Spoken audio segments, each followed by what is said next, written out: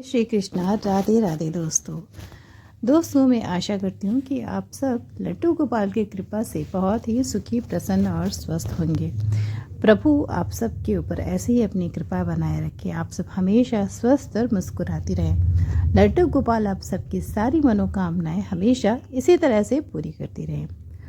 दोस्तों, कभी कभी हम सब अपने जीवन में पाप कर्म करते हैं।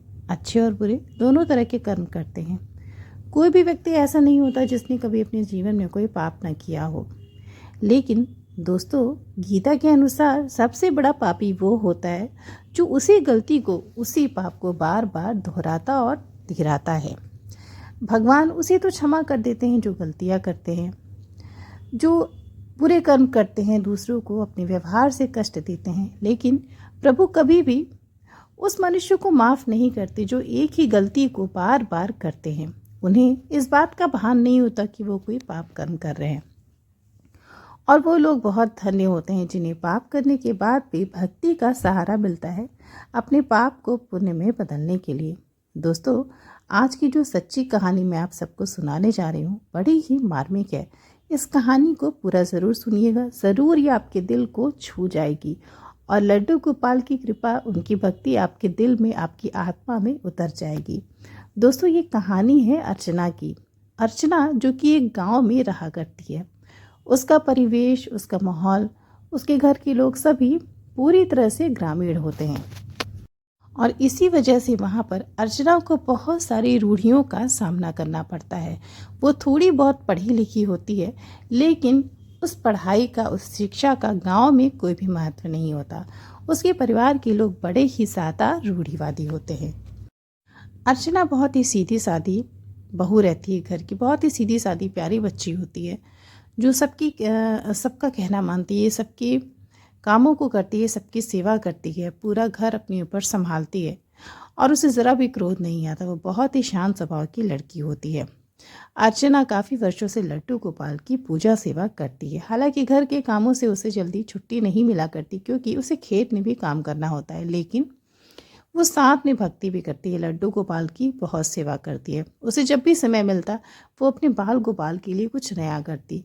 कभी वो उनके पसंद की चीज़ें उनके लिए पकाने लगती, कभी वो उनके लिए वस्त्र सीने लगती। ये सब कुछ वो लड्डू गोपाल के लिए करती रहती और उनकी सेवा में पूरी तरह से लगन रहती। लेकिन दोस्तों, कहते हैं ना, भगवान अपने भक्त की ही बहुत ज़्यादा परीक्षा लेते हैं।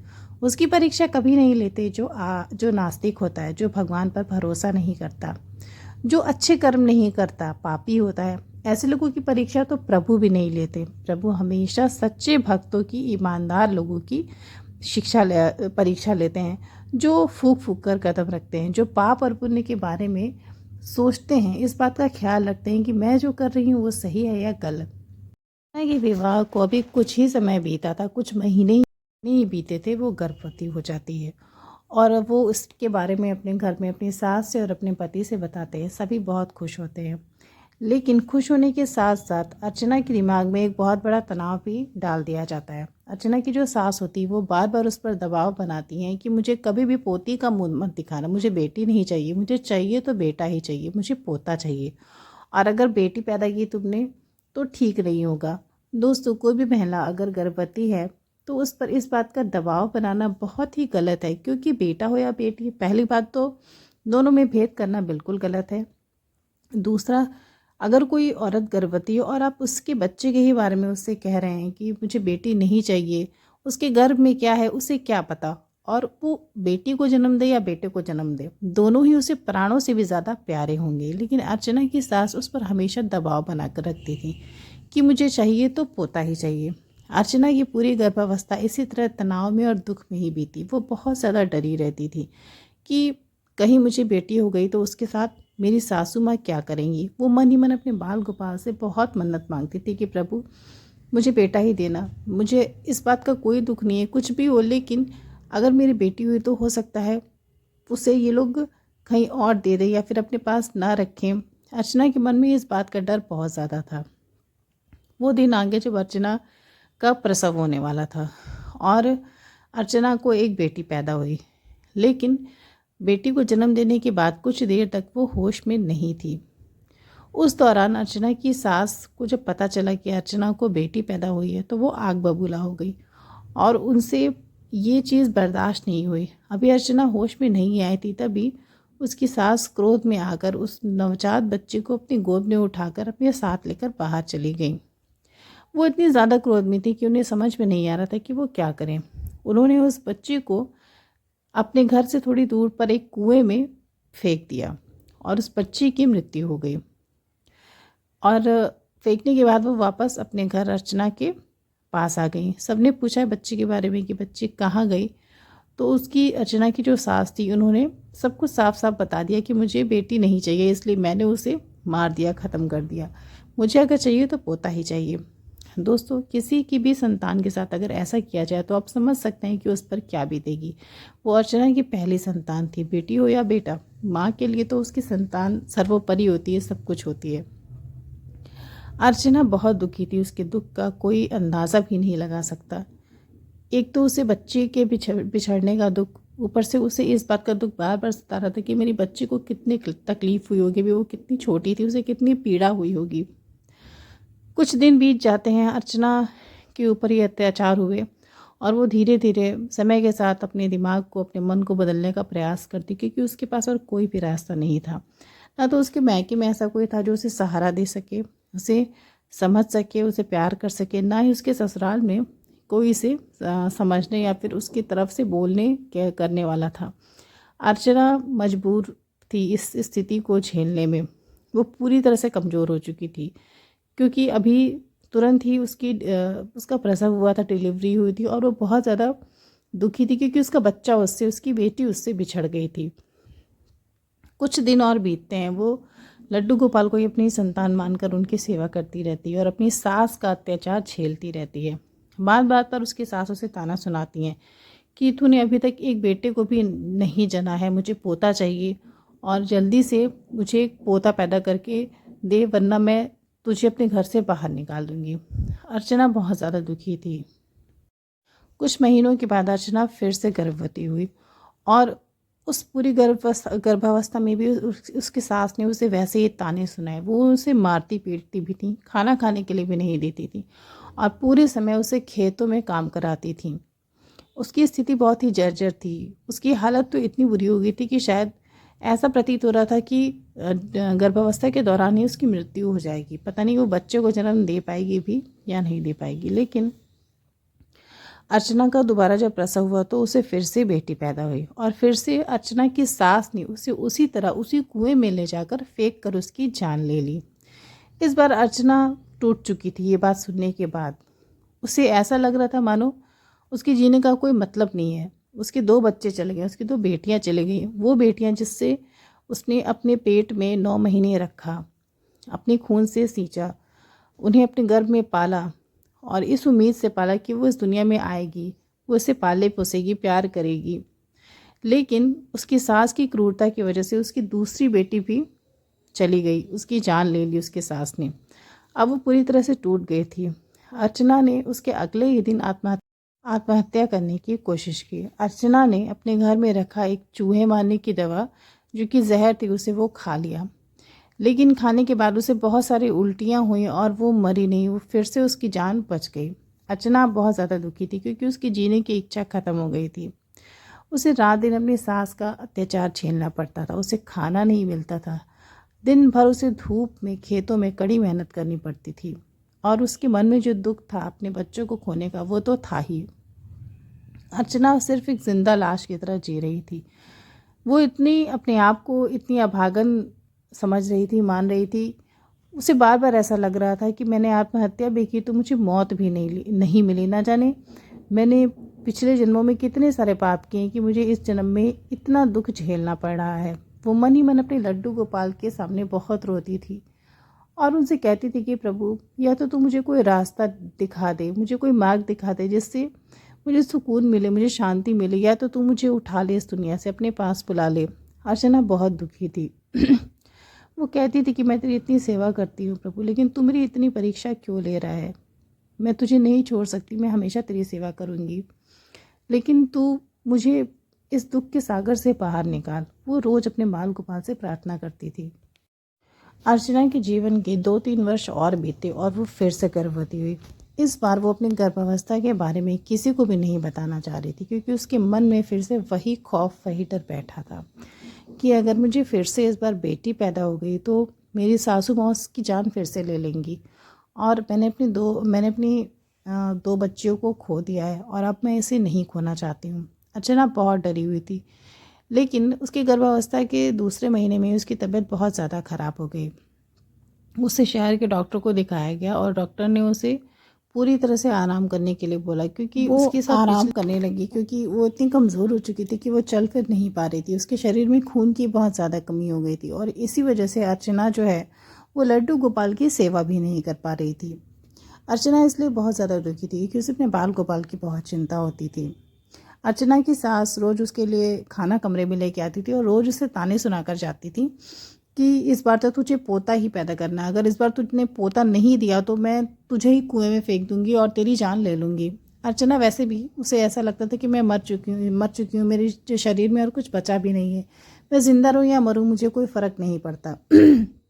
लेकिन अर्चना को अपने लड्डू गोपाल की बहुत चिंता थी।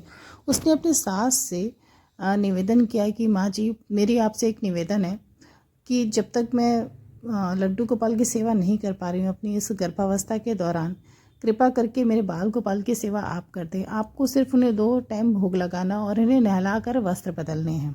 उसकी सास पहले तो बहुत नाराज़ होती हैं कि तू अपनी जिम्मेदारी मेरे सर पे क्यों डाल रही है, लेकिन फिर उसके सास के मन में न जाने क्या आता है। वो सोचती है कि क्या पता है इस बार अर्चना को बेटा हो जाए, लड्डू गोपाल की वो सेवा करते हो सकता है पोता ही हो जाए। अर्चना की जो सास होती हैं वो उसकी बात मान लेती हैं और कहती हैं कि ठीक है, मैं तेरे लड्डू गोपाल की सेवा करने के लिए तैयार हूँ। उसकी सास उसी दिन से बाल गोपाल को स्नान कराना, उन्हें वस्त्र पहनाना और उन्हें भोग लगाने, ये सब कुछ करने लगती हैं जैसे अर्चना किया करती थी। ठीक उसी तरह उसकी सास लड्डू गोपाल की सेवा करने लगती है। अभी अर्चना का 8वां महीना चल रहा था। अभी एक दिन उसकी जो सास होती हैं वो अपने खेत में जाती हैं कुछ सब्जियां तोड़ने के लिए, जिसे घर पे लाकर वो उससे खाना बनाती, सब्जियां बनाती। शाम का वक्त था और जब वो खेत में जाती हैं तभी अचानक से उनके पैर में एक जहरीला सांप काट लेता है और सांप काटने की वजह से उसकी सास वहीं पर गिर के बेहोश हो जाती हैं। खेत के पास खड़े आसपास के जो गांव के लोग थे उनकी नज़र पड़ती है उनके ऊपर और वो सब उन्हें उठाकर वापस घर में लाते हैं। वो देखते हैं कि जो अर्चना की सास रहती है उन्हें सांप ने काटा है और जिसका जो जहर होता है वो उनके पूरे शरीर में फैलने लगता है। अर्चना बहुत ज़्यादा परेशान रहती है क्योंकि वो इतनी भोली रहती है, इतनी सीधी सादी रहती है, उसका मन इतना निश्चल होता है कि उसकी सास को सांप के काटने के बाद वो बहुत ज़्यादा परेशान होती है और उसके मन में अपनी सास के लिए बहुत ज़्यादा चिंता हो जाती है कि सांप काटने की वजह से माँ को कितनी पीड़ा हो रही होगी। वो अपने बाल गोपाल से बहुत मनाती कि प्रभु मेरे सास को जल्दी से ठीक कर दो, मुझसे उनका ये कष्ट नहीं देखा जा रहा। अर्चना दिन रात उनके पास बैठी रहती है और लड्डू गोपाल से प्रार्थना करती रहती कि उसकी सासू माँ जल्दी से ठीक हो जाएं। अर्चना उनके सर पर हाथ फेरती रहती, उनके सर को धीरे धीरे दबाती रहती। तभी अचानक से उसकी सास जो होती हैं वो आंखें खोलती हैं और देखती हैं कि अर्चना उनके सामने बैठकर उनके सर दबा रही है। वो अर्चना को एकटक देखती रह जाती हैं और उनके आंखों से आंसू झरझर बहते रहते हैं। अर्चना बहुत खुश होती है देखकर कि सासू माँ ठीक हो गई हैं, उन्होंने आंखें खोल दी हैं और उनसे पूछती है कि आपकी तबीयत अब कैसी है। उनकी सास जो होती है वो बहुत रोती है, उनकी आंखों से आंसू गिरते रहते हैं। अर्चना पूछती है कि माँ आप क्यों रो रही हैं। उसकी सास उसे बताती कि बेटा अभी मेरे सपने में बाल गोपाल आए थे, वही लड्डू गोपाल जिनकी तू सेवा करती है और तेरे बीमार होने के बाद जिनकी सेवा मैं कर रही थी। अभी मेरे सपने में वो आए थे और उन्होंने मुझसे बोला कि मैया तुझे सांप ने काट लिया लेकिन तू परेशान मत हो, तुझे कुछ भी नहीं होगा। मैं सपने में लड्डू गोपाल से बोलने लगी कि प्रभु मैंने तो अपने जीवन में बहुत सारे पाप किए, मैंने अपनी 2-3 पोतियों की हत्या कर दी, उनकी जान ले ली, मैंने हत्या जैसा पाप किया है, तो मेरे साथ अच्छा कैसे हो सकता है। इसीलिए मुझे सांप ने काटा और मेरे साथ तो बहुत बुरा होना चाहिए, लेकिन आप मुझ पर इतनी कृपा कैसे कर सकते हो प्रभु, आप तो बहुत ज़्यादा कृपालु हो। लड्डू गोपाल उस पर कृपा करके बोलते हैं कि मेरी जो भी सेवा करता है या जो भी मेरी पूजा करता है, जो भी मेरा नाम लेता है, मेरी थोड़ी सी भी सेवा कर लेता है, मैं उसके सारे पापों को नष्ट कर देता हूँ और उसे नया जन्म देता हूँ। उसके सारे पाप नष्ट हो जाते हैं। उसने जो भी पाप किए होते हैं, जो भी दुष्कर्म किए होते हैं, उसे मैं काट देता हूँ, उसे मैं शून्य मानता हूँ। अर्चना की सास लड्डू गोपाल के सपने में बताती हैं कि उनकी ये बात सुनकर मैं बहुत ज़्यादा द्रवित हो जाती हूँ और मेरे आंखों से आंसू बहने लगते हैं। अर्चना की सास को अपने किए पर बहुत ज़्यादा पछतावा होता है। उन्हें समझ में आ जाता है कि उसने कितने बड़े पाप किए हैं। उसने अपनी पोतियों की जान ली है, किसी की गोद सूनी की है, किसी माँ को दुख दिया है। 2 नहीं 3 बार उसने किसी की गोद को सूनी किया है। आखिर वो भी तो एक माँ थी, फिर वो ऐसा काम कैसे कर सकती है। अर्चना की सास को अपनी करनी पर बहुत पछतावा होता है। वो मन ही मन लड्डू गोपाल से बहुत क्षमा मांगती है। कुछ समय और बीतता है दोस्तों, फिर अर्चना की प्रसव का समय आ जाता है और इस बार फिर अर्चना को एक प्यारी सी बेटी पैदा होती है। लेकिन इस बार अर्चना की सास उसे बहुत प्यार से अपनी गोद में लेकर उससे क्षमा मांगती हैं, उसे माफ़ी मांगती हैं, उसे बहुत प्यार करती हैं, उसे बहुत स्नेह करती हैं और अर्चना से कहती हैं कि बहू, मेरे बुरे कर्मों के लिए मुझे क्षमा कर दे।